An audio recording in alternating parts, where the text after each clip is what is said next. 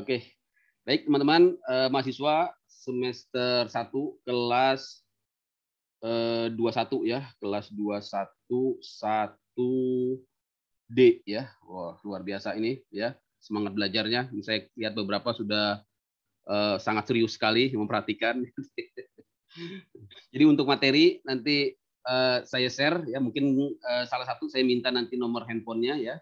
Atau nanti saya ke Mas Bayu ya, Mas Harto Bayu juga bisa saya share dari PowerPoint-nya ya, juga nanti dari rekaman-rekaman videonya gitu ya, biar teman-teman bisa terus berinteraksi ya, walaupun tidak ikut Zoom ya, karena saya punya channel YouTube, di situ teman-teman bisa komunikasi dengan saya 24 jam ya, saya buka ya. Channelnya 24 jam ya, kalau sayanya ya kalau saya sempat aja ya. Kalau nggak sempat gitu ya Bapak-bapak. Ini Pak Muryono ya, apa kabar?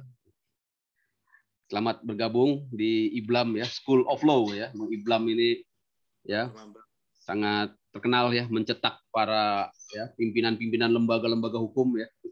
Selamat bergabung Ibu Yulia ya, Bu Yulia. Ya Pak. Ya, saya Ardiansah ya, sarjana Ya, hukum ya, magister hukum ya, SHMH ya. Insya Allah bentar lagi doktor lah, doain, tapi memang berat lah. amin, Ini amin, lagi kuliah amin. juga S3 di Jayabaya ya. Saya alumni IBLAM juga ya, alumni IBLAM. Alhamdulillah dikasih kesempatan mengajar di Sekolah Tinggi Ilmu Hukum IBLAM selepas dari lulus tahun 2016, jadi baru juga ya, masih fresh graduate juga.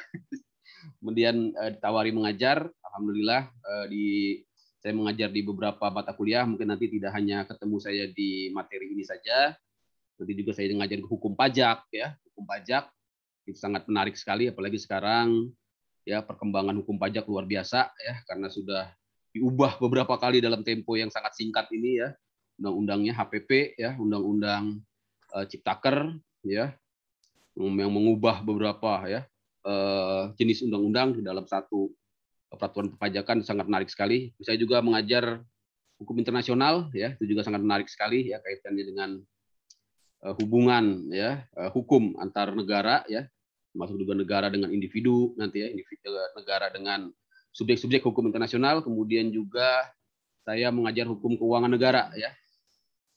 Saya memang aktif di Kementerian Keuangan ya, di Kementerian Keuangan ya. Jadi sebagai ASN juga ya, memang profesi dosen ya, dosen tetap ya, dengan nomor induk dari Kemendikti, alhamdulillah sudah dapat juga ya. Bapak-bapak, ibu-ibu, teman-teman juga nanti ya yang memiliki ya keinginan tentunya bisa ya berprofesi juga di bidang pendidikan ya, karena memang bidang pendidikan ini sekarang menjadi bidang yang sangat apa namanya luas sekali ya, kena dampak COVID lah. Buktinya IBLAM ini ya, dengan adanya COVID malah tambah maju. Jadi teman-teman niatkan juga ya, tidak hanya mengajar ya, tidak hanya belajar tapi juga mengajar ya. Makanya nanti salah satu tugas dari saya itu biasa saya minta kepada kalau udah bicara tugas ini kayaknya wajahnya udah sedih aja nih. Tugasnya biasanya saya nanti minta teman-teman presentasi ya. Tapi karena kita keterbatasan waktu ya, cuma 7 pertemuan dan juga materi kita sangat banyak, saya minta presentasinya di luar pertemuan aja ya. Jadi teman-teman nanti bikin YouTube ya. Bikin YouTube ya, gunakan file-file yang saya share untuk melakukan presentasi ya. Tujuannya untuk apa? Tujuannya saya ingin teman-teman mulai aktif untuk melakukan publikasi ya. Tentunya yang saya harapkan nanti sampai ke publikasi ilmiah ya. Tapi kan itu harus bertahap ya. Minimal di awal ini publikasi di medsos dulu ya. Publikasi di medsos dulu ya. Biasakan presentasi ya. Baru gabung siap Yoga Aditya Ramadan ya. Oke, nanti untuk absen biasanya ada linknya ya dari Pak Harto. Kalau nggak ada nanti saya pakai screenshot aja ya. Nanti pas sudah terakhir aja, sudah lengkap saya screenshot ya. Absen juga nggak usah terlalu dianggap beban ya, karena ya intinya kita niatkan untuk bersilaturahmi ya, untuk berdiskusi ya, jangan dianggap beban ya. Kalau nilai ya saya kira sudah ya dijamin lah. Ijazah pun sudah pasti, tapi yang penting ya bagaimana bisa menyerap ya. Sayang sekali ya kan kalau sudah bayar mahal di IBLAM tapi ilmunya tidak dapat. Ilmu insya Allah ya IBLAM ini dosen-dosennya sudah ya terbukti lah saya kira ya dari CV-nya segala macam, ya tinggal nanti bagaimana teman-teman bisa memanfaatkannya. Saya kira itu ya teman-teman ya. Nah, jadi mungkin saya nanti untuk gambaran mata kuliah kita ilmu negara ini kita akan ada 14 materi ya. Mungkin saya share ini ya. Saya share screen aja deh. Share screen ya. Nah, ini dulu yang saya share, ini ya materi ya. Nanti saya share ini. Jadi kita ada 14 teman-teman. Ada 14 slide ya. Jadi kita memang fokus ke slide aja ya. Untuk buku saya bebaskan ya. Apa aja, tapi lebih bagus teman-teman beli buku ya. Ilmu negara saya kira banyak sekali ya. Teman-teman bisa cari bukunya Kansil, saya pakai Kansil biasanya. Itu buku lama sekali, saya kira memang susah dicari juga. Bisa juga pakai bukunya siapa kemarin ya? Miftahul Huda ya, Miftahul Huda apa tuh ya. Jadi saya bebaskan ya untuk buku, silakan teman-teman cari sebanyak-banyaknya ya, karena ilmu negara ini memang bahan-bahannya juga banyak ya. Juga bisa pakai buku ilmu politik ya, karena ada irisan yang sangat luas antara ilmu negara dengan ilmu politik. Misalnya bukunya Miriam Budiharjo ya, Miriam Budiharjo, profesor ya, Ibu Miriam Budiharjo. Teman-teman bisa. Saya kira itu. Saya langsung aja ke materi ya. Jadi kalau ada yang mau didiskusikan bisa ya langsung di chat ya, atau raise hand ya, atau langsung saja saya dipotong, nggak masalah ya. Saya sih welcome saja ya. Oke, ini kelas 21 ya. Ini ya, saya share. Oke.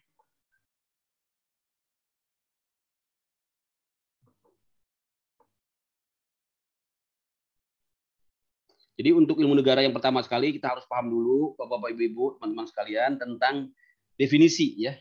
Definisi dari ilmu negara. Slide-nya jelas ya? Jelas, Pak. Jelas, Pak. Suara juga jelas ya? Jelas, Pak. Jelas, Pak. Alhamdulillah. Jadi apa sih ilmu negara itu, teman-teman tentunya bisa cari ya di berbagai sumber ya. Tapi yang dapat saya sampaikan ya, ilmu negara itu tidak lain adalah tentang pengertian-pengertian ya. Jadi memang kita akan banyak sekali ya membahas kajian-kajian yang bersifat deskriptif ya, artinya memberikan gambaran yang bersifat deskripsi ya, pengertian. Nah, ini ya. Pengertian apa? Pengertian tentang sendi-sendi pokok tentang negara. Jadi memang sini udah kelihatan ya, sendi-sendi pokok artinya apa? Ya, hal-hal yang pada umumnya ya.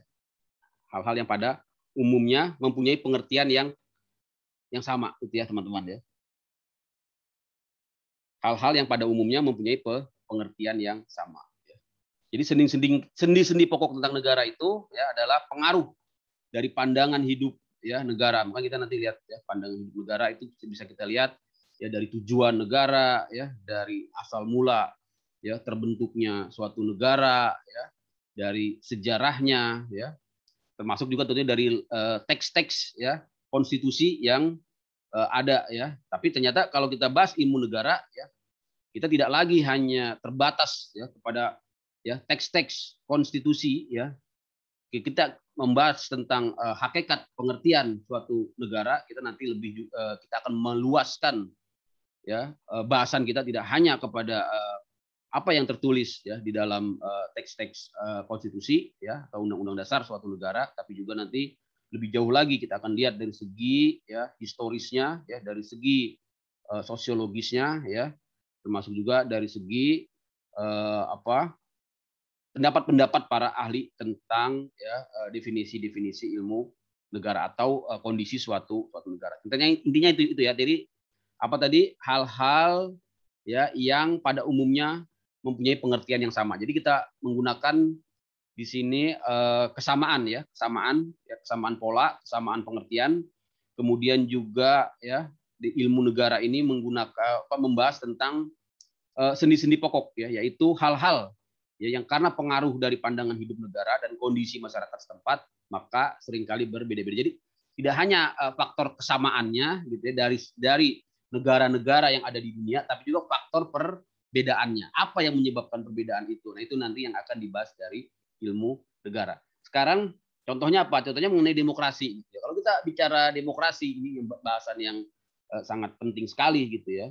Maka setiap negara ya memiliki pengertian ya, bisa pengertiannya itu sama ya, yaitu pemerintahan dari rakyat oleh rakyat untuk rakyat ya. Kita katakan sebagai demokrasi ya. Demos artinya rakyat ya, kasih ke pemerintahan. Tapi ya ternyata pada prakteknya ya ide demokrasi tersebut ya dipraktekkan berbeda-beda, walaupun hampir semua negara mengklaim dirinya sebagai demokrasi ya, sebagai republik ya, atau sebagai negara untuk rakyat gitu ya. Tapi ada ciri-ciri yang membedakan, misalnya di negara barat ya mempunyai ciri individualistis ya, atau di negara-negara sosialis. Nah, itu yang nanti akan kita bahas sampai nanti juga kita bahas tentang bagaimana alat-alat kelengkapan negaranya ya, bagaimana nanti kaitannya dengan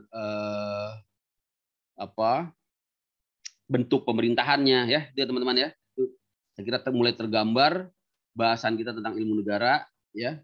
Jadi tadi saya katakan ini merupakan mata kuliah dasar ya,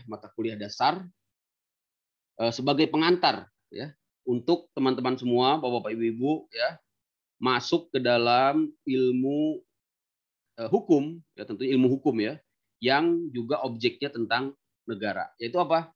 Di sini hanya dua ya, hukum tata negara dan hukum administrasi negara, tapi dapat saya tambahkan nanti juga masuk hukum antar negara ya. Hukum antar negara itu adalah hukum internasional ya. Satu lagi hukum keuangan negara ya. Terus apa bedanya ilmu negara ini dengan kuliah ya hukum tata negara atau hukum administrasi negara ya? Terletak pada objek pembahasannya. Jadi walaupun sama-sama membahas negara ya, kalau kita bicara tentang ilmu negara maka dia bersifat abstrak. Maksudnya bersifat abstrak itu apa?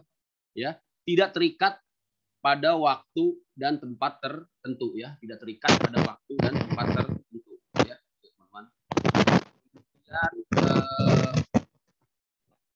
Jadi kalau hukum tata negara itu sudah tertentu ya, sudah tertentu waktu maupun tempatnya ya.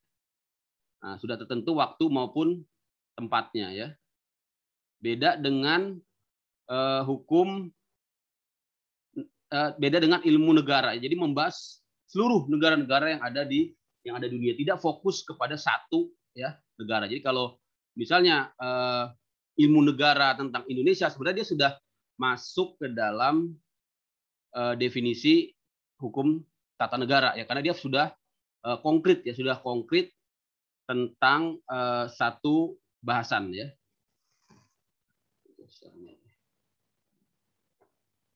Itu ya teman-teman ya. Kemudian ilmu negara yang akan kita bahas ini juga ilmu yang bersifat teoritis ya. Bersifat abstrak tadi sudah kita jelaskan ya. Abstrak itu maksudnya tidak terikat pada waktu dan tempat tertentu ya. Kemudian ilmu negara juga bersifat universal tadi, universal artinya tidak fokus pada satu negara tertentu ya. Berlaku untuk setiap negara. Dan kemudian memang di sini ada penjelasan tidak dapat langsung diterapkan dalam praktek kenegaraan karena memang tidak bersifat praktek kenegaraan ya. Kalau yang bersifat praktek kenegaraan tadi ilmu tata negara dan ilmu hukum tata negara dan hukum administrasi negara. Itu ya teman-teman ya. Ini cukup banyak materi kita. Saya akan agak cepat ya. Jadi beda objeknya ya. Kembali nanti ini harus teman-teman bisa bedakan ya. Kalau hukum tata negara ya dan hukum administrasi negara tadi bersifat konkret ya, yaitu negara yang terikat pada waktu dan tempat tertentu ya, misalnya negara Indonesia dan hukum tata negara Indonesia di masa sekarang gitu ya, hukum tata negara Indonesia di masa Orde Baru gitu ya. Hukum Tata Negara Indonesia di masa Orde Lama gitu ya. Nah, ini ada contohnya ya. Itu ya, teman-teman ya. Kemudian bagaimana dengan hukum administrasi negara? Hukum administrasi negara tadi ya, di sini tidak ada di slide, tapi teman-teman bisa catat. Intinya adalah ya, hukum tentang negara dalam kondisi dinamis. Nah, ini mungkin tambahan dari saya. Nanti teman-teman bisa cross check di hukum administrasi negara. Maksudnya negara dalam kondisi dinamis apa? Ketika alat-alat kelengkapan negara itu ya melakukan ya perbuatan-perbuatan hukum, nah maka dia masuk ke dalam nanti hukum administrasi negara atau disebut juga hukum tata usaha negara. Nah itu ya, hukum tata usaha negara ya. Jadi bisa dikatakan hukum administrasi negara, bisa juga dikatakan hukum tata usaha negara. Mungkin masih ngawang-ngawang ya kalau teman-teman yang belum pernah berkecimpung di bidang hukum administrasi negara ya. Dalam prakteknya ya, teman-teman harus ingat yang menjadi kata kunci dari hukum administrasi negara itu adalah adanya peradilan tata usaha negara. Nah itu ya, itu praktek hukumnya ya. Praktek hukumnya di peradilan tata usaha negara. Maksudnya apa? Ada sebuah peradilan ya yang diciptakan ya oleh konstitusi kita, oleh hukum kita, menguji ya keabsahan ya ataupun kewenangan ya hukum ya yang dilakukan oleh aparat ya atau yang dilakukan oleh negara gitu. Jadi bisa diuji di peradilan tata usaha negara. Nah, itu yang harus teman-teman pahami ya. Itu yang nanti akan membedakan dengan jenis hukum tata negara. Karena hukum tata negara itu kalau dalam prakteknya itu nanti ya praktek hukum, maksudnya praktek litigasinya itu akan bermuara di hukum di Mahkamah Konstitusi ya, di Mahkamah Konstitusi kaitannya dengan sengketa ya pilkada gitu ya, sengketa pilpres ya, sengketa pemilu, termasuk juga pengujian undang-undang ya, itu masuk ke dalam ranahnya hukum tata negara. Atau kalau di bahasa Inggris itu ya di negara-negara common law disebut juga constitutional law ya, constitutional law. Mungkin nanti teman-teman dapat ya hukum tata negara. Ya itu ya. Memang ini masih dasar sekali, tapi teman-teman sudah dapat banyak pengantar-pengantarnya sehingga sekarang kalau bicara tentang negara ya teman-teman bisa kaitkan atau bisa kelompokkan ya. Kita bahas negara ini dalam hal apa nih? Dalam hukum tata negara, dalam hukum administrasi negara, atau dalam ilmu negara. Nah, gitu ya. Nah, sekarang yang akan kita bahas dalam ilmu negara dulu ya. Mungkin itu ya teman-teman untuk definisi ilmu negara ya. Jadi apa intinya ya mengatur, mempelajari tentang pengertian-pengertian pokok ya dan sendi-sendi pokok negara. Pengertian-pengertian pokok maksudnya apa? Kesamaan-kesamaan ya yang ada di antara negara-negara di dunia ya. Kalau sendi-sendi pokok negara ya itu tadi ya perbedaan-perbedaan ya yang ada di tiap-tiap negara. Nah itu ya. Jadi itu yang harus bisa teman-teman pahami. Nanti kita lihat metodenya seperti apa sih ilmu negara ini ya. Kemudian yang paling penting lagi ya di dalam Fakultas Hukum ya ilmu negara ini dimaksudkan untuk pengantar ya untuk mempelajari ilmu hukum lainnya. Itu ya teman-teman ya. Ngantuk ini ya. Kopinya ya disiapkan kopi. Lu saya share aja ya ininya ya apa namanya materinya. Bentar ya. Nanti saya share ke Pak ini aja Pak Harto ya. Ke Pak Harto. Itu udah ada satu kumpulannya. Bentar ya. Ini saya share. Ada 14 slide ya. Nanti deh saya share.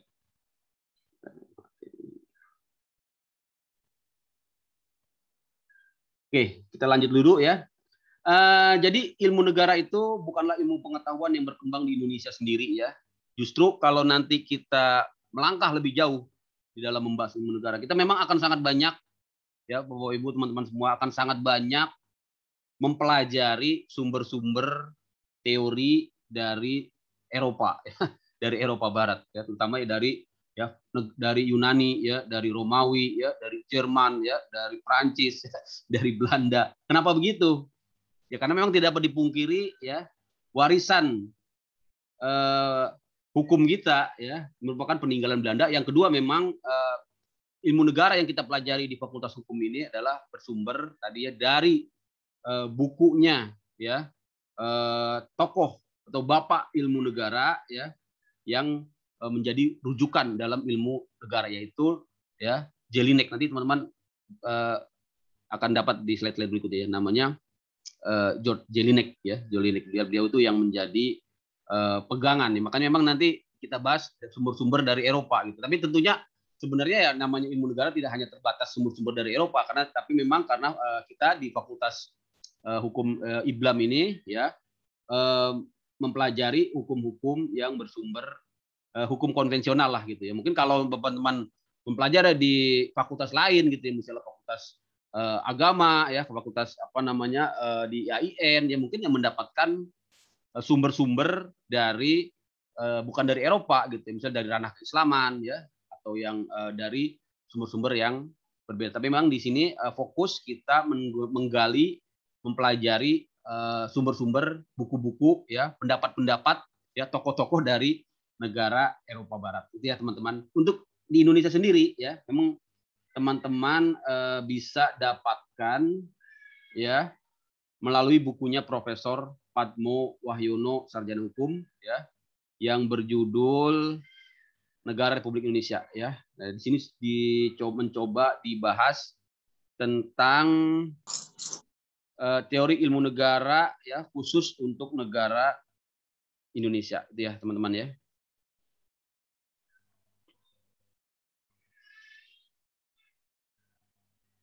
Untuk materi saya share ke Mas Heru ya. Mas Heru. Mas apa tadi? Bayu ya, Harto nanti. Saya share ke WhatsApp-nya. Saya ini juga deh. Saya taruh di chat ya. Ya teman-teman bisa buka. Sambil buka ya.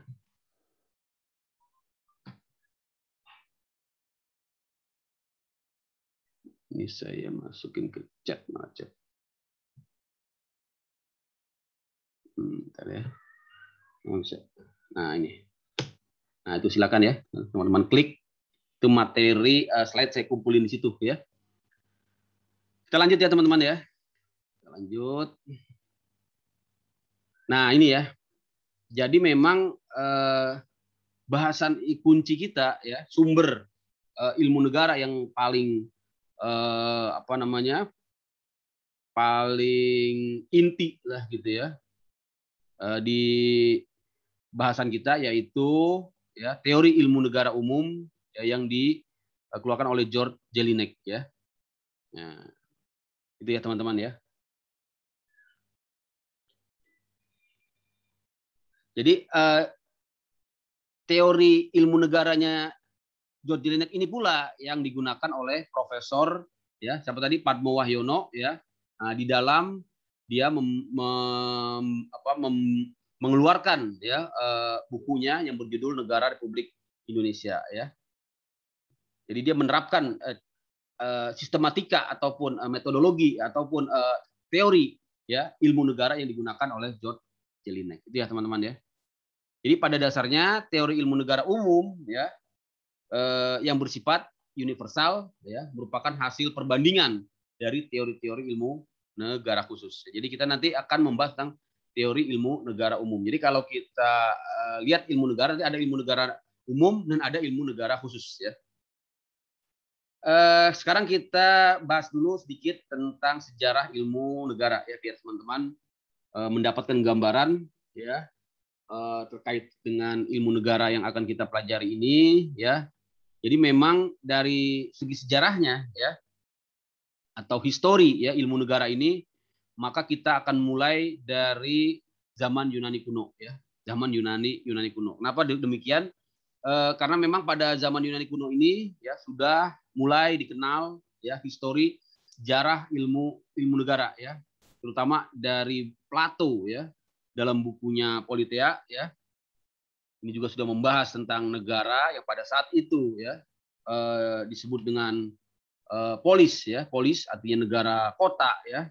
Nah pemikiran Plato itu ya pada saat di zaman Yunani kuno ini memang pemikiran-pemikiran yang bersifat renungan ya, dan masih sangat ideal ya, sehingga dikatakan belum mendapatkan pijakan empiris ya, belum ada prakteknya, tapi hanya bersifat renungan-renungan yang amat sangat ideal ya. Nah, kemudian Aristoteles ya dalam bukunya Politika ya mencoba mengumpulkan dan membandingkan berbagai konstitusi di negara-negara polis pada saat itu. Pada saat itu yang namanya negara itu disebut dengan polis ya, atau kota ya, negara kota ya. Sehingga memang pembahasannya Aristoteles ini sudah lebih berkembang dari pembahasannya Plato ya, karena di sini sudah menggunakan dasar-dasar empiris. Empiris itu apa maksudnya? Dasar-dasar praktik gitu ya, praktik yang ada di kehidupan ya nyata gitu ya teman-teman ya. Berikutnya, ilmu negara ini secara historis berkembang ya di abad ke-19 ya. Artinya di era pramodern lah gitu ya. Abad 19 dan 20 ya. Terutama pada masa ya Kekaisaran Wilhelm II di Jerman ya. Jadi ini yang merupakan tonggak ya, tonggak sejarah berkembangnya ilmu negara yang yang sangat masif ya. Mengapa saya katakan masif? Karena disinilah nanti lahirnya ya buku ya ilmu negara yang dikeluarkan oleh Bapak Ilmu Negara. Bagaimana awal mula kejadiannya? Jadi pada masa itu ya di abad ke-19 ya, Kaisar Wilhelm II di Jerman ini ya karena tingkat pendidikan rakyat Jerman ya pada saat itu sudah tinggi ya dan sudah mulai ada kritik-kritik gitu ya, ada challenge ya, ada bantahan gitu ya dari rakyat ya, mempertanyakan gitu ya kredibilitas ya, mempertanyakan dasar-dasar kewenangan ya raja ya untuk diikuti, untuk ditaati. Maka di sini raja berusaha untuk ya mencari juga ya dasar ilmiah atas kekuasaannya ya agar diterima oleh rakyat. Kemudian Raja Wilhelm II ini kaisar ya meminta bantuan kepada para ahli hukum ya di negara Jerman untuk memikirkan landasan ilmiah bagi kekuasaannya. Itu ya awal mulanya berkembangnya ilmu negara. Akibatnya ya di Jerman pada saat itu ya berdasarkan hasil pemikiran para tokoh-tokoh ya, yaitu diantaranya di sini tercatat misalnya Paul Laban ya, von Gerber ya, termasuk George Jelinek, nah tokoh sentral yang akan kita bahas sangat banyak di ilmu negara ini ya, mengeluarkan pemikiran-pemikiran ya dalam rangka tadi ya melakukan studi ya, kajian tentang pembenaran kekuasaan raja ya, maka berkembanglah ya yang namanya mazhab hukum publik Jerman ya, mazhab hukum publik Jerman. Apa itu? Yaitu mengembangkan teori hukum publik. Ya, jadi kalau hukum publik itu, kalau kita bicara hukum itu dibagi dalam dua ranah besar hukum ya teman-teman, yaitu hukum publik dan hukum privat. Nah hukum publik ini baru berkembang secara masif ya, secara berkembang secara nyata lah gitu ya. Itu baru di masa ini ya, di masa abad ke-19 ini dengan lahirnya aliran ataupun teori hukum publik yang ya mulai disusun di masa Kekaisaran Jerman ya. Jadi kalau dibandingkan dengan hukum perdata ya atau hukum privat itu sudah berkembang lebih dulu ya, disusun secara baik dan teratur ya di Eropa ya. Hukum perdata ya pada saat itu sudah berkembang ya di Eropa Barat ya, di Jerman. Jauh ya lebih maju, jauh lebih pesat pengaruhnya ya daripada hukum publik ya. Hukum publik itu kita kenal misalnya hukum pidana ya, hukum tata negara ya tadi ya, hukum administrasi negara ya. Itu masuk ke dalam ranah hukum publik. Nah, yang sudah berkembang pada saat itu adalah hukum perdata ya. Dan hukum perdata yang berkembang di Eropa ya Barat pada saat itu mendapat pengaruh yang sangat besar dari hukum Romawi itu ya teman-teman ya. Mengapa demikian? Karena masyarakat Eropa ya, pada saat itu menganggap hukum Romawi ya sebagai warisan ya budaya ya, warisan leluhur dari negara-negara Eropa, dianggap lebih tinggi ya dari hukum negara Eropa Barat. Nanti kita akan pelajari yang namanya teori teori tentang bagaimana adopsinya hukum-hukum Romawi ke dalam ya hukum-hukum Eropa ya, teori resepsi nanti ya di slide berikutnya kita lihat. Nah, jadi itu ya teman-teman, untuk hukum perdata ya itu sudah maju lebih dulu ya dimulai dari masa sebelum era Kekaisaran Jerman, yaitu di masa Kerajaan Romawi ya. Kita kenal yang namanya kodifikasi 12 meja, kodifikasi 12 meja ya, yaitu memuat peraturan-peraturan mengenai hukum perdata ya, termasuk juga ada juga hukum pidananya, termasuk juga hukum acara ya, hukum acara pidana maupun hukum acara perdata yang disebut dengan kodifikasi 12 meja, yang tidak lain dan tidak bukan itu nanti juga kita anut ya, bukan kita anut ya, di melalui asas konkordasi. Nah, ini banyak istilah ya. Asas konkordasi itu artinya pemberlakuan di Indonesia ya hukum-hukum yang berasal dari negara ya, dari negara Belanda. Nah, ini nanti teman-teman akan lihat linknya, ternyata juga nanti masuk ke Indonesia. Jadi tadi ya dari Romawi ya yang disebut dengan apa tadi? Ya, saya mute ya, dimasukin suara. Oke. Mulai dari tadi kodifikasi 12 meja. Jadi 12 meja itu maksudnya 12 bidang hukum ya, 12 aturan gitulah ya. Yang ada di Romawi yang disebut dengan corpus ya iuris civilis ya. Nah, atau lebih lengkapnya dikatakan juga corpus iuris civilis justitianus ya. Mengapa? Karena hasil karya ya, hasil usaha dari Kaisar Justitianus di di Romawi Timur. Itu ya teman-teman ya. Nah, kemudian kita pelajari lagi. Kita lanjutkan lagi aspek sejarahnya. Selanjutnya ya, hukum ini ya teman-teman harus paham ya. Kodifikasi hukum yang di Romawi tersebut ya, khususnya hukum perdata masuk ke negara-negara Eropa Barat ya. Bagaimana caranya? Melalui teori resepsi. Apa itu teori resepsi? Artinya peninjauan kembali atau penerimaan kembali terhadap hukum lampau ya, terhadap hukum lampau atau terhadap warisan gitu ya, warisan masa lalu ya dari negara, dari leluhur gitu ya, nenek moyang yang dianggap lebih tinggi itu ya teman-teman ya, disebut dengan teori resepsi. Nah, bagaimana teori resepsi ini ya, tahapan-tahapannya ini minimal ya ada berapa tahap nih? 5 tahap ya. Pertama fase resepsi ya, di mana ya sarjana ya dari Eropa Barat ya, misalnya dari Jerman ya, dari Prancis ya, ini mempelajari ya, timbul kesadaran untuk mempelajari hukum-hukum Romawi kuno ya. Kenapa? Karena dianggap hukum Romawi itu lebih tinggi ya dari hukum-hukum di negeri Eropa.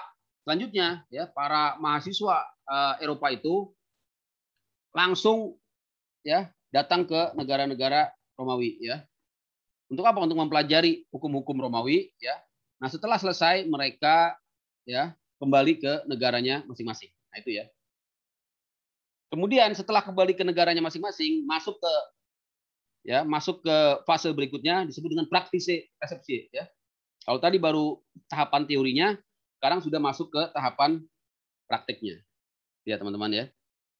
Tahapan praktiknya bagaimana? Yaitu ketika mereka menjabat ya, jabatan-jabatan hukum ya, sebagai penegak hukum, misalnya sebagai hakim ya, sebagai jabatan administrasi ya, kemudian sebagai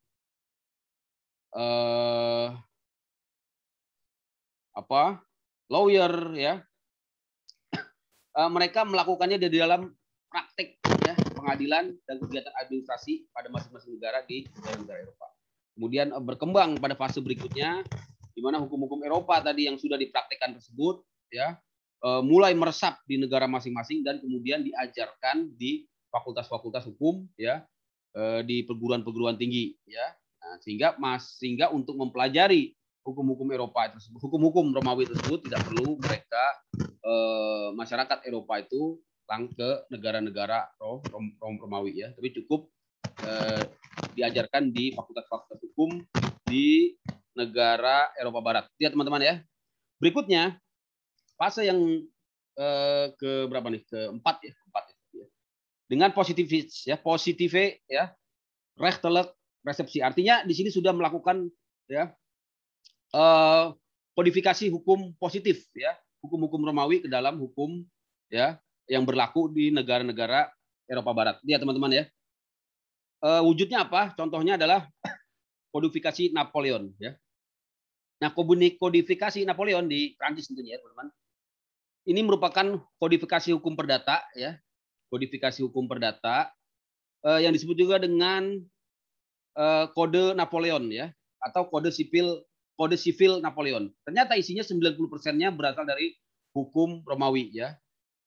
Dan dapat diterima sebagai perundang-undangan yang mengikat ya, mengikat masyarakat di Eropa Barat pada saat itu. Nah, itulah teman-teman yang teman-teman mungkin sudah tahu ya, tapi mungkin ini lebih mendalam, lebih jelas lagi tentang aspek sejarah ya dari ilmu negara yang kita pelajari, termasuk juga aspek sejarah ya dari hukum ya, hukum yang berkembang di Eropa Barat. Dan tentunya yang nanti kalau teman-teman pelajari lagi di pengantar ilmu hukum, ada yang namanya asas konkordansi ya, yaitu pemberlakuan ya negara hukum-hukum Eropa, hukum-hukum Belanda di Indonesia ya, sebagai negara jajahan ya, jajahan Belanda itu ya teman-teman ya. Nah, kembali ke ilmu negara ya. Tadi ya di akhir abad ke-19 ya, seorang sarjana dari Jerman siapa namanya George Jelinek ya, atas tadi kan perintah dari kaisar ya. Nah, dia membahas teori-teori ilmu negara secara menyeluruh ya, dan kemudian menyusunnya secara sistematis dalam bukunya yang menjadi rujukan kita, yaitu Allgemeine Staatslehre ini ya. Ya, nanti mungkin kalau bukunya langsung teman-teman mungkin sudah tidak bisa mendapatkannya lagi ya, minimal ya kita dapatkan dari ya bahan-bahan ajar ya yang didapatkan di dalam pengajaran kita ini ya, atau nanti di dalam buku-buku yang teman-teman beli di yang terkait dengan ilmu negara gitu ya. Jadi dia dianggap sebagai bapak ilmu negara ya, dan merupakan orang pertama yang menyelidiki serta membahas ilmu negara. Itu teman-teman ya. Jika itu sudah jelas. Jadi apa teori Jelinek ini? Ya, Jelinek ini dianggap sebagai penutup masa lampau ya. Mengapa dia dikatakan sebagai penutup masa lampau ya? Karena dia merangkum ya, mengumpulkan ya sejarah-sejarah ya, teori-teori ya, ajaran-ajaran kenegaraan ya dari ya berbagai para tokoh ya, dikumpulkan ya, dirangkum secara sistematis di dalam bukunya Allgemeine Staatslehre ya, ilmu negara umum ya. Dan dia juga dianggap sebagai pangkal tolak ya, pangkal tolak itu artinya haluan lah gitu, rujukan lah gitu ya, bagi ya peninjauan ya atau pembelajaran ya lebih lanjut tentang ilmu negara. Itu ya teman-teman ya. Tapi selain Jelinek ya, tentunya di dalam bukunya ini ya kita akan bahas juga ya berbagai pandangan-pandangan kenegaraan dari tokoh-tokoh yang sudah mungkin sangat kita dengar ya, teman-teman yang basisnya juga memang dari ilmu-ilmu sosial ya. Saya kira memang ini tidak fresh graduate semua ya. Saya lihat sudah rekan-rekan senior juga tentunya sudah mempunyai basis keilmuan sebelumnya ya. Saya kira ya Pak Muryono ini ya, atau Pak siapa tadi, Pak Nababan ya. Mungkin ini mengulang saja ya. Tapi tentunya di ilmu negara ini kita kaitkan tadi dengan aspek hukumnya ya, Bapak Ibu ya. Pak Naibaho ya, Ibu Astuti ya. Jadi minimal tadi sudah dapat dari saya sejarahnya ya, hukum ya memang tidak lepas dari hukum-hukum di Eropa ya, hukum-hukum di Romawi ya, hukum-hukum di bahkan di Yunani tadi ya, kalau kita lihat ya, juga tokoh-tokoh yang masuk ke dalam ya nama-nama yang akan kita munculkan di dalam teori ilmu negara ini juga ya, tokoh-tokoh dari Eropa ya, Machiavelli ya tentang kekuasaan ya, Rousseau tentang kedaulatan rakyat ya, Hobbes dan John Locke tentang perjanjian masyarakat. Nah, saya ingin teman-teman ya membekali diri ya di dalam ilmu negara ini dengan pandangan dari tokoh-tokoh ini ya, tentunya ya dengan menggunakan pandangan kritis ya, pandangan kritis. Artinya memang masing-masing tokoh ini mengeluarkan teori-teori kenegaraan tentunya pada kondisi ya, pada saat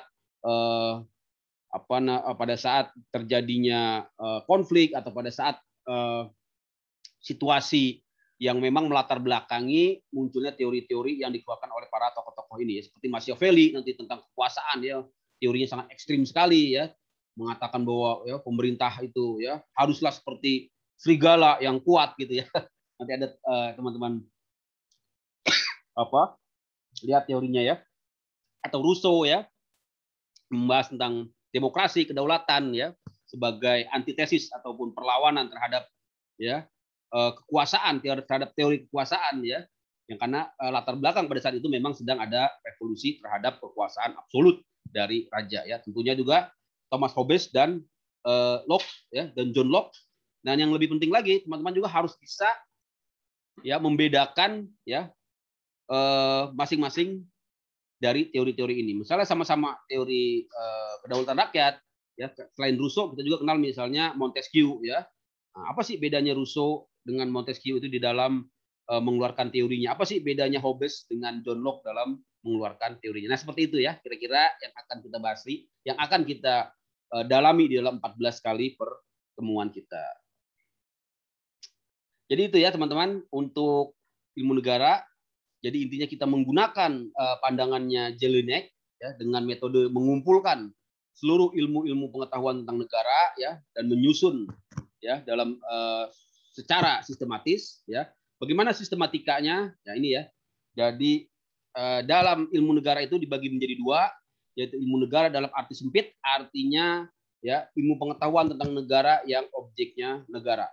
Tapi kalau kita lihat ilmu negara dalam arti luas ya, maka tidak hanya ilmu negara yang menekankan pada objeknya negara, tapi juga ternyata ya di dalam sistematika Jelinek, ilmu negara secara luas juga masuk di dalamnya ya segi hukumnya ya, yaitu hukum tata negara. Jadi hukum tata negara ini kalau menurut bahasanya Jelinek juga masuk ke dalam ilmu negara ya. Tapi tentunya kita sudah pahami ya, kalau di dalam sistematika kurikulum fakultas hukum ya, tentunya hukum tata negara ini berdiri sendiri ya, berdiri sendiri, bukan masuk ke dalam ilmu pengetahuan di dalam ranah ilmu negara ya. Tapi kalau dilihat dari teori awalnya ya George Jelinek, dia juga memasukkan ilmu tata negara ya, hukum tata negara, hukum administrasi negara, dan hukum antar negara atau hukum internasional publik juga ke dalam ya ranah besar ilmu negara umum gitu ya teman-teman. Nah, ini yang harus teman-teman catat. Ini mungkin sangat luas sekali pembahasannya. Intinya dalam arti sempit ya, ilmu negara itu ada 3, yaitu ilmu negara yang bersifat deskriptif ya, yaitu mendeskripsikan, menggambarkan, melukiskan ya suatu negara, misalnya ya rakyatnya seperti apa, penguasanya seperti apa, sistematika unsur-unsur negaranya seperti apa. Kemudian yang kedua ya, untuk ilmu negara dalam arti sempit juga ilmu negara yang dalam arti pengetahuan tentang negara ya, yang bersifat atau deskriptif ya, kemudian mengolah dan menganalisanya ya secara sistematis, sehingga timbullah yang namanya pengertian sendi-sendi pokok ya, yang tadi sudah kita bahas di awal sekali di slide pertama ya.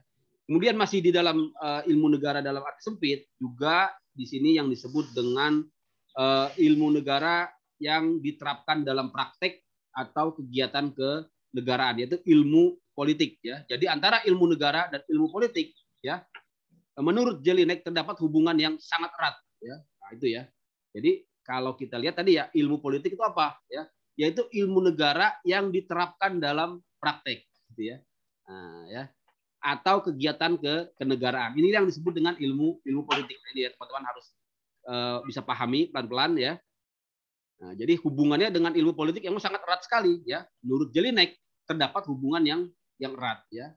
Nah, sedangkan menurut teori negara-negara Anglo-Saxon ya, nah, ilmu politik ini merupakan isi yang berbeda dengan ilmu negara ya, karena merupakan ilmu pengetahuan yang berdiri sendiri. Nah, ini mungkin informasi yang teman-teman harus catat ya.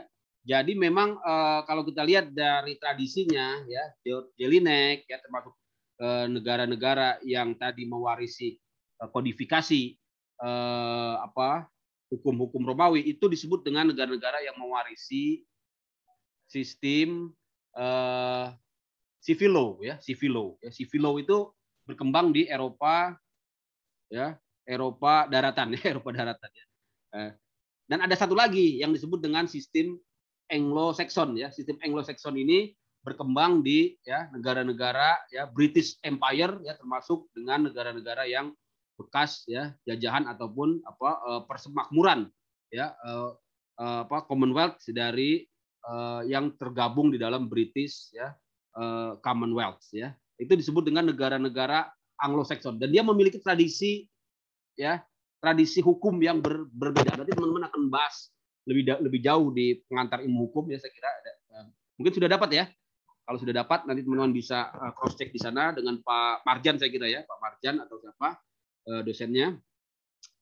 Jadi itu ya teman-teman yang perlu paham. Makanya di sini memiliki pandangan yang berbeda ya. Sama-sama dari Eropa tapi ada dua jenis tradisi hukum. Kalau tradisi hukum civil law ya itu tadi menggunakan ya kodifikasi hukum sebagai sumber hukum yang utama ya.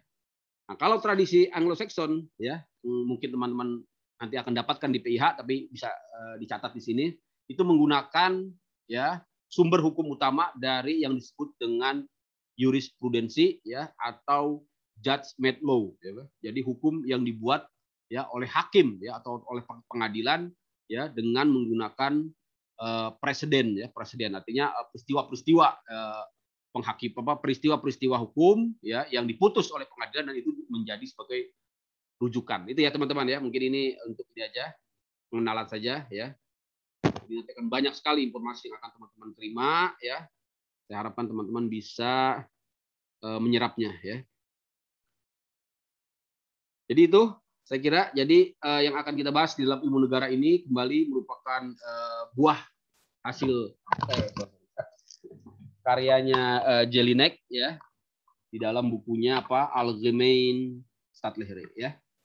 Selain itu ya beliau juga menggolongkan tadi ya ilmu negara ke dalam ilmu negara khusus ya, Bosender ya, Staatsrecht ini bahasa Jerman ya. Bagaimana pronunciation-nya saya kira teman-teman ya bisa cari lah. Saya yang jelas tidak tepat tadi mungkin penyebutannya ya. Nah, ini sistematikanya ya tadi saya sampaikan ya. Dari dalam arti luas ilmu negara itu tidak hanya membahas tentang negara dari segi objeknya, tapi juga ternyata ya menurut sistematikanya Jelinek, hukum tata negara, hukum administrasi negara, hukum antar negara juga masuk ke dalam definisi ini ya. Kemudian dibahas tadi ya, ilmu negara yang hanya bersifat deskriptif menggambarkan ya sifat dari suatu negara, kemudian ilmu negara yang bersifat teori dan ilmu negara yang bersifat praktek atau lazim disebut sebagai ilmu politik ya. Ini ada yang buram ya. Nanti dilihat aja langsung di slide-nya ya. Ini nanti tulis hurufnya saya perbaiki lagi. Kemudian Allgemein Staatsrecht ya, ini ya. Artinya ilmu negara umum dan ya Bosender Staatsrecht ilmu negara khusus berlaku untuk satu negara saja ya. Bahkan ada juga ilmu negara yang hanya berlaku untuk satu negara. Ini juga masuk ke dalam bahasannya sistematikanya Jelinek. Tapi yang akan kita bahas di dalam ilmu negara di Iblam School of Law ini ya ilmu negara umum ya Allgemein Staatsrecht ya yaitu ya dari segi yuridis terutama nanti dari segi yuridis yang paling penting ya yaitu melihat negara ya dalam strukturnya ya atau melihat negara sebagai satu bangunan hukum. Ini yang paling penting ya karena kita orang hukum ya kita sudah masuk ke dalam bahasan-bahasan hukum maka kita akan bahas khusus di sini Allgemein Staatsrecht dari segi yuridis. Selain itu ya, untuk memperluas bahasan kita tentang ilmu negara tidak hanya dari segi yuridisnya, tidak hanya dari teks konstitusionalnya saja ya, tidak hanya dari segi bangunan struktur ya struktur organisasi negaranya saja tapi juga dari segi masyarakatnya atau yang disebut dengan ini ya yang bagian kiri bawah ini dari segi sosiologisnya yaitu melihat negara sebagai suatu bangunan masyarakat. Itu ya teman-teman ya, ini sangat penting sekali sebenarnya ya, apalagi teman-teman yang sudah mulai ya berpraktek ya di bidang kenegaraan ya, misalnya para ya lawyer ya atau ya praktisi hukum ya, pejabat-pejabat ya, kadang-kadang ilmu negara yang sangat dasar ini sering lupa ya. Karena ini nanti sangat menentukan sekali di dalam praktek-praktek hukum ya. Praktek hukum itu maksudnya apa? Maksudnya ketika kita tadi ya melakukan pembuatan dokumen-dokumen hukum ya, misalnya melakukan gugatan ya, upaya hukum ya atau melakukan keputusan-keputusan hukum ya di bidang publik ya. Nah, itu juga ya sangat penting sekali ya. Ini yang saya rasakan sekali ya. Sudah kita mempelajari ilmu negara ini, maka kita akan ya menjadi sosok-sosok negarawan gitu ya. Sosok negarawan. Apalagi buat para politisi ini ya, buat para politisi ini harus ya ngulang lagi pelajaran ilmu negara ini ya. Karena ini ya akan benar-benar nanti menentukan ya arah suatu negara. Nanti kita akan bahas lebih lanjut, terutama nanti kaitannya dengan teori-teori yang kaitannya dengan tujuan negara, ya, teori-teori yang kaitannya dengan bentuk negara. Ya. Jadi teman-teman akan bahas di pertemuan-pertemuan berikutnya. Jadi kira-kira itu ya teman-teman untuk ilmu negara, gambaran besarnya yang akan kita pelajari ya di dalam 14 kali pertemuan kita ini, ya, yaitu ilmu negara itu tidak lain adalah ya ilmu negara ya. Jadi ada ilmu negara umum, ada ilmu negara khusus. Jadi kalau kita melihat teorinya yang dikemukakan oleh Jelinek gitu ya. Kemudian ada ilmu negara ya dari dua segi, yaitu dari segi sosiologis dan dari segi yuridis ya. Nah, itu ya. Dari segi sosiologis melihat negara sebagai bangunan masyarakat ya. Sedangkan dari segi yuridis ya melihat negara sebagai ya dalam strukturnya ya sebagai suatu bangunan hukum ya teman-teman ya. Kemudian ada ilmu negara umum tadi ya sudah sering kita bahas, ilmu negara khusus ya. Kemudian nah topik-topik apa ya kaitannya dengan ilmu negara, topik-topik yang lebih rincinya yaitu tentang sifat dan hakikat negara. Nanti kita akan bahas di slide berikutnya tentang pembenaran negara ya atau justifikasi ya. Apa teori-teori yang membenarkan adanya negara? Kita akan lihat banyak sekali ya, ada teori ya teokrasi ya, ada teori ya kekuatan ya, ada teori perjanjian masyarakat ya. Nah, kemudian topik bahasan ilmu negara berikutnya adalah bagaimana terjadinya negara ya. Ini juga yang nanti harus teman-teman bisa jelaskan ya di dalam presentasi ya, juga teman-teman harus bisa jelaskan tentunya di dalam ujian ya, di dalam UTS atau UAS gitu ya. Berikutnya adalah tipe-tipe negara, teman-teman harus tahu tipe-tipe negara ya, tipe-tipe umum atau tipe-tipe utama dari negara ya, ada negara ya negara sosial ya, ada negara polistate ya, nanti ada negara kemakmuran ya, ada negara hukum ya, ada negara termasuk bentuk-bentuk pemerintahannya ya, ada kerajaan monarki ya, ada negara republik ya, termasuk juga bentuk-bentuk negara yang lebih bervariasi lagi di zaman modern ya. Kita mengenal misalnya ada negara negara serikat gitu ya, ada negara kesatuan ya, kemudian ada desentralisasi ya, ada sentralisasi ya, ada otonomi daerah. Nah itu juga bagian dari nanti masuk ke dalam ya ilmu negara. Jadi memang sangat luas sekali ya, luas, sangat menarik tentunya buat teman-teman yang ingin mendalami tentang negara. Termasuk juga di dalam bahasan ilmu negara ini meliputi bentuk negara ya, tadi bentuk negara ya, unsur-unsur negara. Unsur-unsur negara itu tadi wilayahnya ya, rakyatnya ya, pemerintahannya ya. Kemudian konstitusi ya, macam-macam jenis-jenis konstitusi juga akan kita bahas. Alat-alat perlengkapan ya, alat perlengkapan itu maksudnya lembaga-lembaga ya, badan-badan yang ya menyusun ya kekuasaan ya, pemerintahan suatu ataupun ya pemerintahan suatu negara ya. Kemudian perwakilan ya, termasuk juga di dalamnya lembaga perwakilan, sistem pemilunya. Kemudian juga sendi-sendi pemerintahan ya, sendi-sendi pemerintahan ini tadi ya aspek pembagian ya kekuasaan pemerintahan ya antara pusat dengan daerah, ada yang berbentuk sentralisasi, ada yang berbentuk desentralisasi, ada yang berbentuk negara federasi ya, ada yang berbentuk negara kesatuan ya. Nanti teman-teman juga lihat variasinya, ada yang misalnya negara uni ya, ada negara uni ya, ada negara protektorat. Nah itu istilah-istilah yang harus teman-teman bisa ketahui ya di dalam ilmu negara itu. Yang terakhir adalah fungsi negara. Untuk fungsi negara ini ya, tentunya nanti dikaitkan dengan tujuan negara ya, dikaitkan dengan sifat dan hakikat negara, dikaitkan juga dengan pembenaran negara. Ya, saya kira itu ya teman-teman ya. Nah ini nomor kontak saya ya, silahkan kalau ada yang mau mengontak saya ya.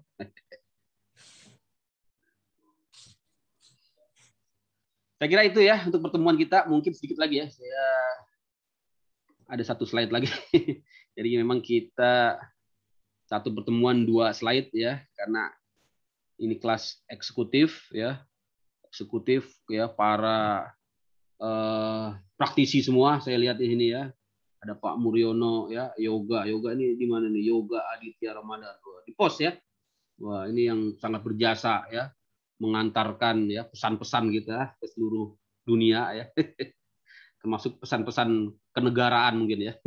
Ya, maksudnya pesan-pesan kenegaraan tuh ya dokumen-dokumen negara ya. Saya kira pos juga sekarang ya sudah berkembang ya Pak Yoga ya. Masuk juga di dalamnya apa barang-barang ya, pengiriman ya, paket ya. Jadi ini memang masuk ya, luar biasa ya. Vital sekali ya. Pak Albert ini, Pak Albert dinas di mana Pak Albert? Saya wira swasta, Pak. Wira swasta ya. Di mana Pak? Perpajakan. Perpajakan, wah nanti ya pas lah ini. Dan audit. Wes, ini mantap sekali ya. Nanti merambah ke dunia lawyer ya. Tambah jaya lah. Pengacara pajak, Pak. Pengacara pajak. Ya. Nanti ketemu saya Pak di pengadilan pajak.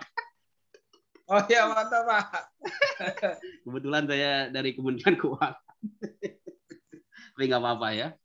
Kita perbanyak link di sini. Ya, Pak Muryono, dinas di mana Pak? Konsultan makanan Pak. Dan makanan ya. Jadi ini hajat hidup orang banyak ya Pak ya. Terutama urusan makanan ini ya. Baik. Kalau Ibu ini, Ibu apa Mbak nih ya? Bu Anissa ini yang nyalain video saya tanya-tanya nih. Masih mahasiswa, Pak. Oh, masih mahasiswa ya. Semangat ya. Nah, ini masih fresh ya, fresh. Iya, Pak. Ya. Masih murni kalau masih mahasiswa ya. Ini yang nggak nyalain ini nggak saya tanya nih malah. Oke ya. Nanti jangan jadi beban ya. Oke. Ada satu slide lagi ya, Bapak Ibu. Kaitannya dengan pembelajaran ilmu negara ini mungkin saya agak cepat aja ya, karena ini mungkin berikutnya slide kedua saya ingin share.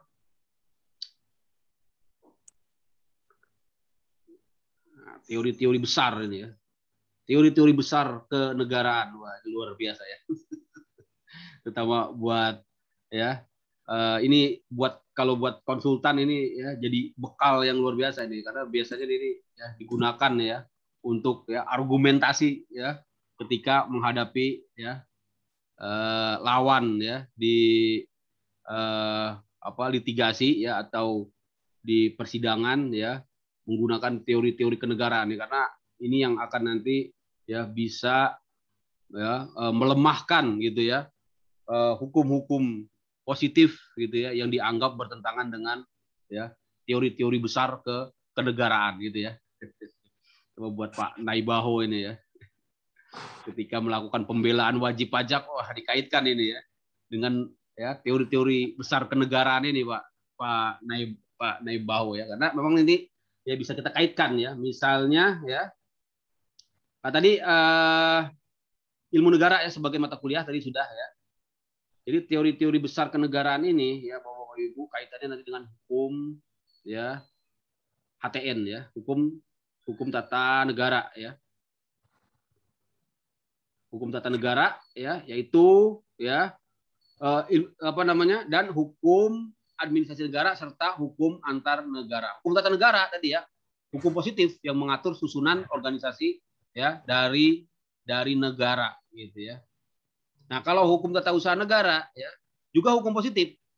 Tapi apa yang diatur negara dalam keadaan bergerak.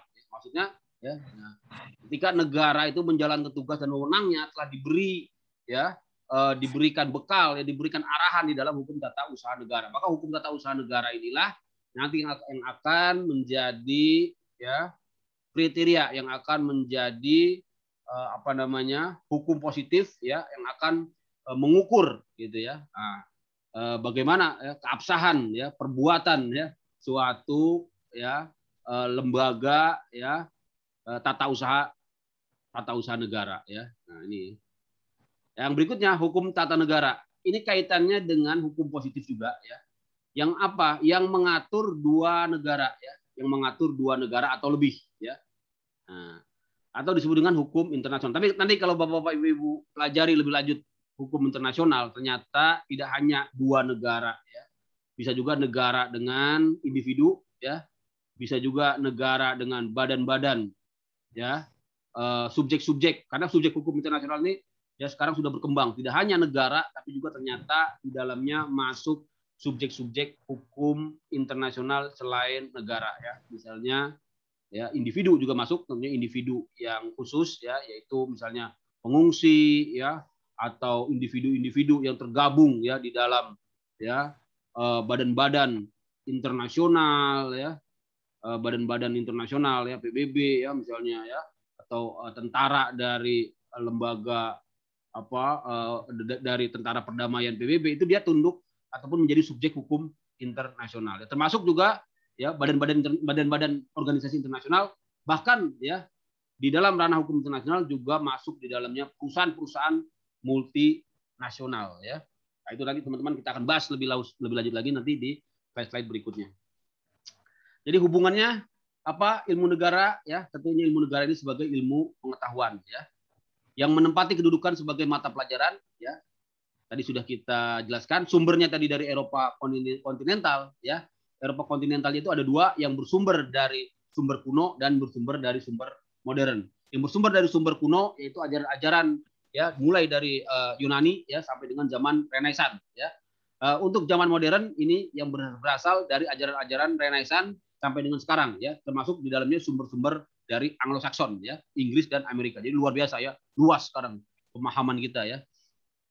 Bagaimana ya pendapat-pendapat teori-teori besar kenegaraan yang dikeluarkan oleh tokoh-tokoh besar di bidang ilmu negara, minimal kita pelajari dulu 3 tokoh, yaitu Profesor Smith, ya, George, ya, Sabin, dan Hermann Heller. Inilah 3 tokoh yang menjadi rujukan utama, ya, di dalam ya ilmu negara, ya. Mungkin nanti teman-teman bisa baca aja, ya, saya jelaskan secara singkat sekali, ya, sebagai pengantar aja. Pertama Smith, ya, Smith ini mengeluarkan buku, ya, di di masanya, ya, pada saat itu dia menggunakan metode, ya, penggolongan ajaran negara, ya, berdasarkan ya zaman, ya, ada zaman kuno, ada zaman pertengahan, ada abad 16. Nah, itu metodenya menggunakan periodisasi gitulah, ya, kira-kira, ya, teman-teman, ya. Jadi metode inilah yang digunakan untuk mengajarkan ilmu negara, ya, oleh Profesor, ya, JHR, ya, Dr.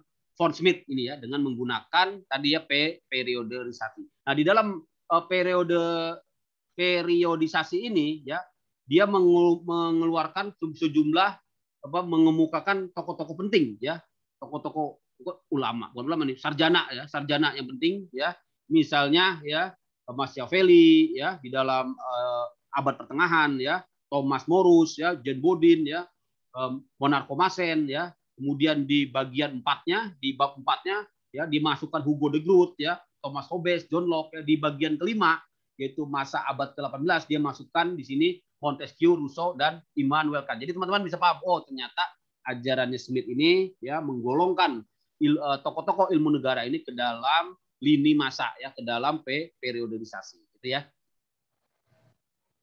Berikutnya di buku keduanya, ya, dari von Smith ini, ya, dia ini mengajarkan dasar-dasar tadi, menggunakan dasar-dasar waktu, ya, yang dasar-dasar waktu tadi, ya, di dalam para tokoh ini menuliskan ajarannya, ya. Dia menambahkan klasifikasi sesuai dengan kesamaan ajarannya. Nah, di buku kedua, ya, dia tidak lagi menggunakan kronologis ataupun dasar pembagian berdasarkan lini waktu, tapi kepada kesamaan ajarannya, ya, kesamaan ajarannya, ya. Jadi dia di sini melihat, misalnya, ya, di buku kedua ini, ya, ajaran revolusioner, ajaran restorasi, ya, ajaran mazhab sejarah, ya, termasuk juga ajaran historik constituent, ya. Ini yang merupakan variasi ataupun cara metode Profesor Smith di dalam mengeluarkan mengajarkan ilmu negara. Ini aja buat khasanah pengetahuan teman-teman saja, karena ini memang nanti sebenarnya sangat penting sekali untuk kita bisa memetakan ilmu negara ini menurut, ya, sistematika, ya, tidak hanya tadi dari Jelinek, ini adalah sistematika yang dilakukan oleh Profesor von Smith, ya. Berikutnya bagaimana menurut Sabin, ya. Sabin ini menggunakan dalam bukunya, ya, A History of Political Theory, ya, membagi mengeluarkan buku ataupun menggunakan sistematika dengan 3 kelompok besar, ya, 3 kelompok besar teori kenegaraan. Pertama, teori the city of state, teori the universal community, dan ketiga teori national state. Jadi kalau kita lihat di sini, Sabin ini ya menggunakan, ya mengupas, ya teori kenegaraan ini, ya teman-teman, bapak ibu semuanya, menggunakan kelompok, ya pengelompokan masyarakat. Yang pertama, ya kita lihat city state. Artinya di sini mengupas negara itu dari yang paling kecil, yang disebut dengan city state, ya. Nah, ya city state ini kita tahu berkembang di masa Yunani yang disebut dengan polis. Nah, kemudian di bagian keduanya itu sudah membahas tentang, ya ilmu negara yang lebih luas lagi, yaitu dengan universal community, ya. Jadi membahas ajaran-ajaran negara yang, ya yang terkait dengan masyarakat universal, ya. Ya, jadi sudah lebih luas daripada city state. Ya. Yang terakhir di bagian ketiga, Sabin ini menggunakan membahas tentang national state, artinya negara kebangsaan, ya, atau negara nasional yang kita kenal sekarang ini. Jadi itulah teman-teman yang perlu pahami. Berikutnya Hermann Heller, ya. Heller ini yang sangat penting sekali, ya, yang harus teman-teman tahu. Dia berbeda dengan von Smith maupun tadi Sabin, ya. Dia di sini di dalam bukunya Stadtlehre juga, ya. Yang paling inti apa? Dia membedakan teori-teori kenegaraan itu ke dalam metodenya, ya, ke dalam metodenya. Dan ini sangat penting sekali, ya, ajarannya Hermann Heller ini, dan inilah yang juga nanti diadop, ya, di dalam bukunya Prof. Padmo, ya, yaitu 2 metode ini, ya, di bagian bawah ini, ya, yaitu, ya, metode rasional normatif dan metode historis sosiologis, ya. Jadi 2 metode besar inilah yang juga nanti harus teman-teman pahami, yang akan melahirkan, ya, 2 metode ataupun 2 aliran besar hukum, yaitu hukum yang disebut dengan aliran hukum normatif, ya, dan aliran hukum yang dapat disebut sebagai aliran hukum alam, ya. Hukum alam ini disebut juga sebagai aliran hukum kodrat, ya. Banyak istilah-istilah, ya. Tapi minimal teman-teman harus paham dulu ada 2 pembagian besar aliran hukum yang ini akan menentukan nanti bagaimana cara memandang hukum, ya, bagaimana cara mencari sumber-sumber hukum, ya, termasuk nanti pada akhirnya bagaimana cara, ya, menyimpulkan sebuah permasalahan hukum, karena tergantung dari metodenya, ya. Nah, itu, ya teman-teman, ya. Jadi apa yang dimaksud dengan 2 metode besar ini, ya, ini mungkin kita lihat di dalam pendapatnya Profesor Djoko Sutono, ya, yaitu guru besar hukum tata negara dan hukum tata usaha negara di PTIK, ya. Dia memilih pahamnya Hermann Heller, ya.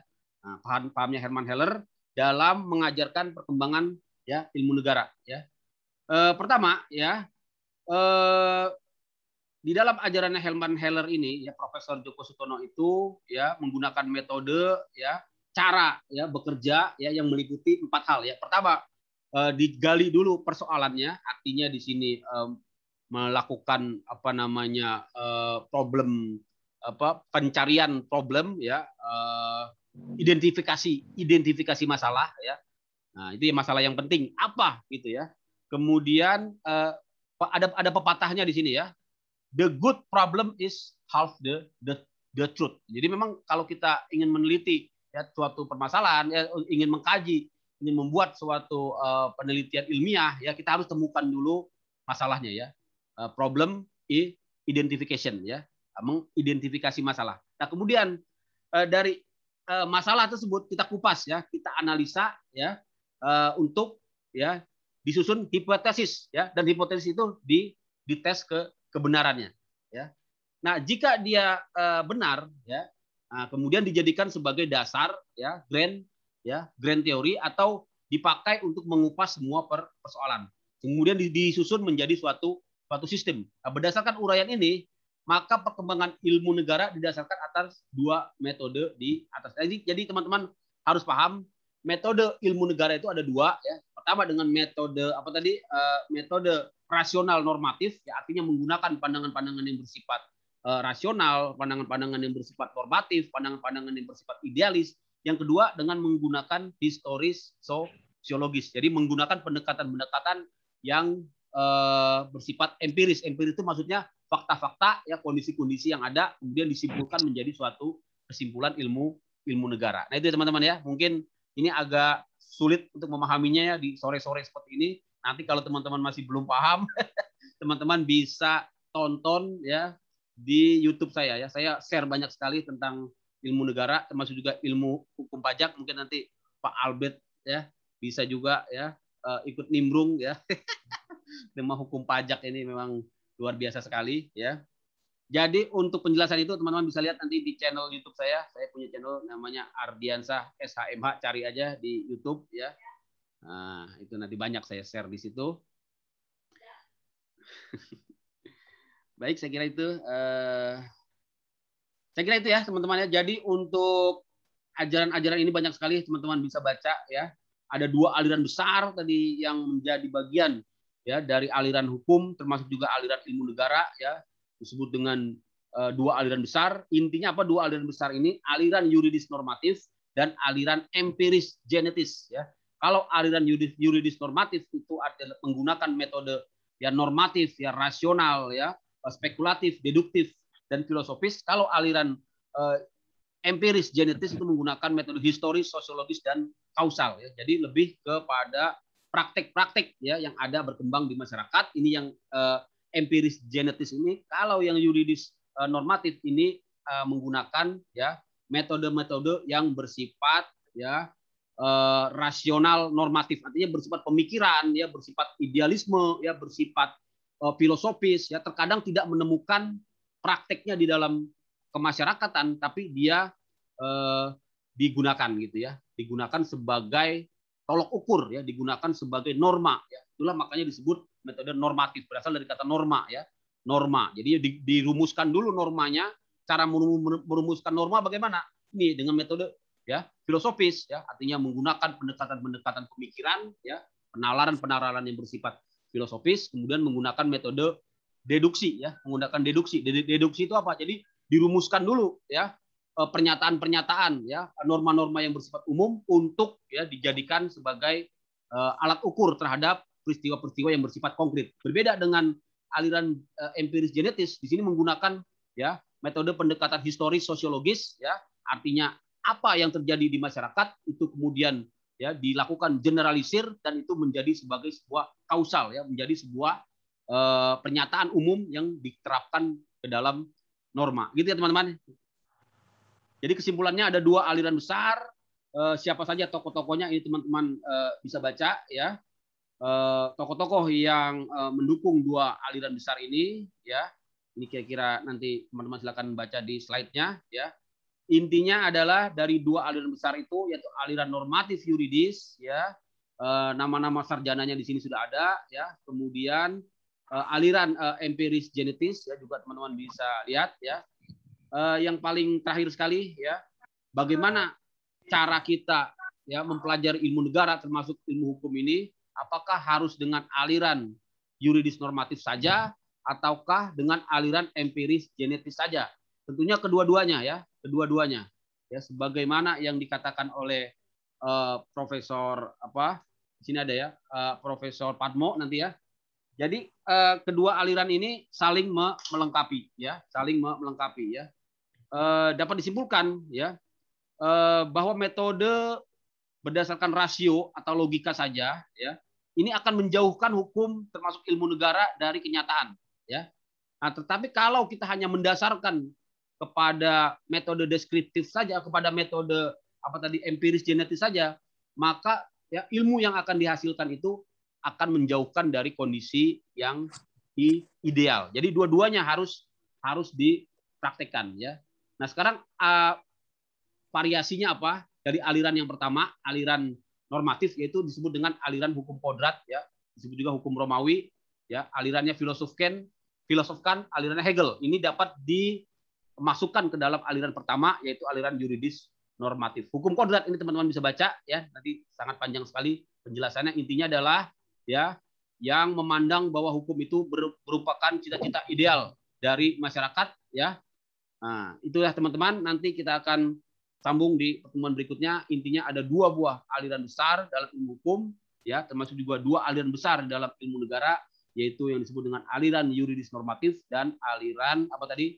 Sosiologis genetis ya, yang terbentuk ya karena memang menggunakan 2 metode yang berbeda, yaitu metode deduksi ya, deduktif yang menghasilkan ilmu hukum yuridis normatif, dan metode induksi ya yang menghasilkan ilmu apa tadi, ilmu yang bersifat empiris genetis. Saya kira itu ya.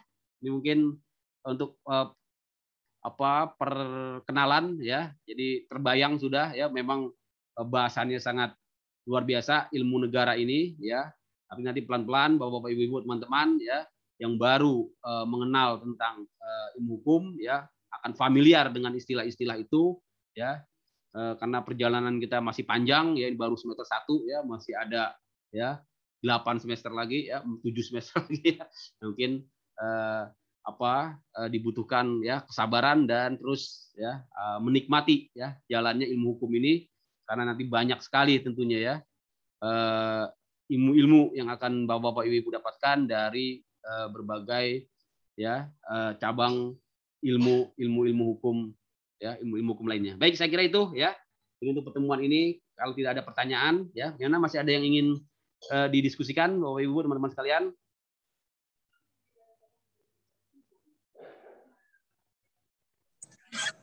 Pak.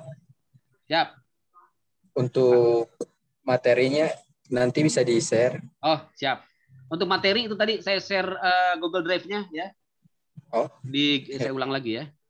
Jadi teman-teman bisa download, di situ ada 14 ya, ada 14, tapi nanti saya update lagi, mau beberapa saya lihat belum update itu ya. Sebenarnya nanti di Adlink ya, di Adlink juga akan saya update ya, termasuk juga video-video rekaman ya, teman-teman bisa lihat juga ya. Dan untuk channel YouTube teman-teman cari aja ya di Ardiansyah SHMH ya, cari aja di YouTube, ada di situ ya. Dan jangan lupa di like dan subscribe ya, dan bunyikan loncengnya ya. Sudah 200 ya, 200.000 subscriber. 200 saja, Pak. Baik, terima kasih. Ini ada yang mau bertanya, Pak? Ya? Mau bertanya. Oh, boleh, Pak Albert. Siap. Kalau jurisprudensi itu bisa dipakai nggak itu di pengadilan pajak, Pak? Dipakai ya. Tapi jurisprudensi itu bisa, ada syarat-syaratnya tentunya ya. Ada syarat-syaratnya, misalnya ya kasusnya memang sama ya. Ditambah lagi kalau WP-nya sama gitu ya. Kasusnya juga sama, PPN-nya sama, apa namanya? Objek pajaknya sama, itu pasti dipakai ya. Pasti dipakai itu ya. Nah, tapi biasanya memang hakim kan mau-maunya gitu ya. Wah, dulu ya bahkan hakimnya ya sama ya, hari ini ya dia mutus A, besok dia mutus B ya. Memang kadang-kadang tergantung pada penilaian pembuktian ya Pak Albert ya, tapi itu bisa dipakai ya. Dasarnya apa?